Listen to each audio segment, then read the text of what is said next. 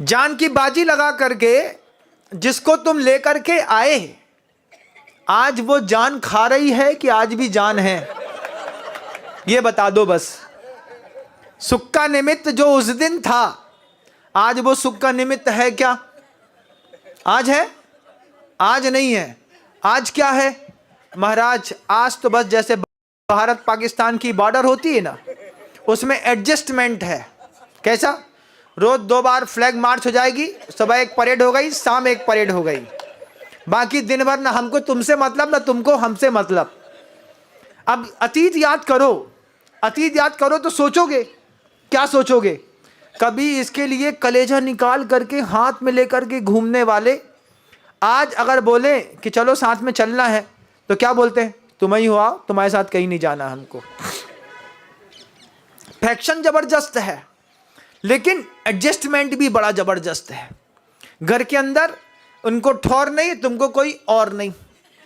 अब ठौर नहीं और नहीं के चक्कर में रहते हैं एक सरकार में। एनडीए चल रही है हर घर में। क्या है? 2 विधायक यहाँ के हैं, 2 विधायक यहाँ के हैं, 2 विधायक यहाँ के हैं, और जो घर का बुजुर्ग है वो सिर्फ मनमोहन सिंह है। उसकी कोई चलती बलती थोड़ी है, वो तो बस कहबे गिलाने घर के बड़े हैं। घर में किसकी चलती है? बोले जिसकी चलती है बस उसी की चलती है महाराज। अब आप बताइए कि जो चीजें कल आपके सुख का निमित्त थी, क्या वो आज भी सुख का निमित्त है? महिलाओं से पूछूं, जिस पति को परमात्मा का प्रसाद समझ करके तुमने स्वीकार किया था, अगर गलती सुधारने का मौका मिले तो क्या उसी से दोबारा शादी करोगी? सब ऐसा ऐसा सिर हिला रही हैं। बोले अगर परमात्मा ने गलती सुधारने का मौका दिया तो उस इंसान से बिल्कुल भी दोबारा विवाह नहीं होगा। ये गलती हो गई, लकड़ी के बुरादे का लड्डू था, मगज का समझ करके मुंह में धर लिया। अब जब मुंह में चला गया, बाद में पता चला कि अरे लकड़ी के बुरादे का लड्डू है।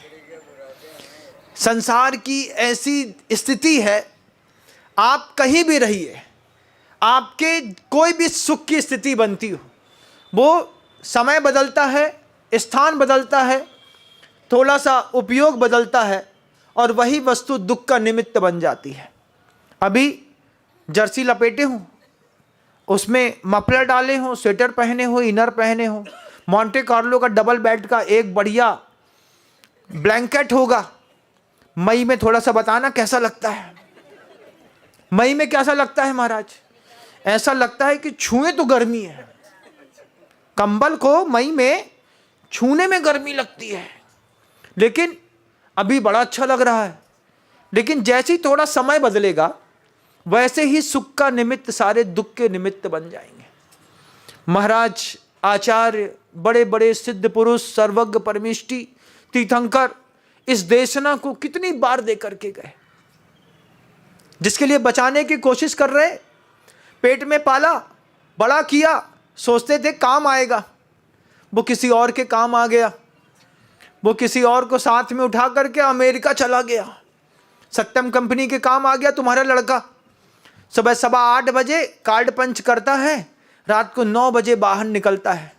पैदा किया था अपनी खुशी के लिए, निमित्त बन रहा है सत्यम, इंफोसिस, और उसके बाद आपकी डिलाइट, दूसरी और भी बड़ी बड़ी कंपनियां हैं, फाइजर, इसमें लगे हैं मेहनत करने में। जवान लड़के 24 साल के, बेटियां 24 साल की, पैदा किया था अपने घर की खुशी के लिए। अब पूरा दिन का गोल्डन टाइम जो था, सुबह 8 बजे से लेकर के शाम को 8 बजे तक कंपनी वालों ने खा लिया। सुख के निमित्त है कि दुख के? संसार काहे का निमित्त है? दिखता है कुछ, होता है कुछ। लड्डू परोसा, बड़े खुश, बगल वाला खाली।